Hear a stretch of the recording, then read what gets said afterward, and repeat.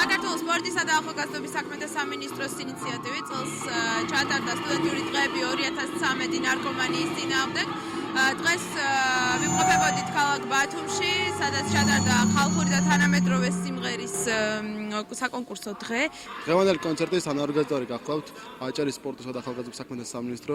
ჩვენ დღევანდელ კონცერტში ჩვენ თბილისელ კოლეგებს დავეხმარეთ ტექნიკურად. დღევანდელ კონცერტში მონაწილეობა მიიღო საქართველოს სხვადასხვა სასწავლებლო, მათ შორის ბათუმის სახელმწიფო უნივერსიტეტი და ჩვენ დეპარტამენტი მსგავს ღონისძიებას სულ მხარდაჭერას უცხადებთ.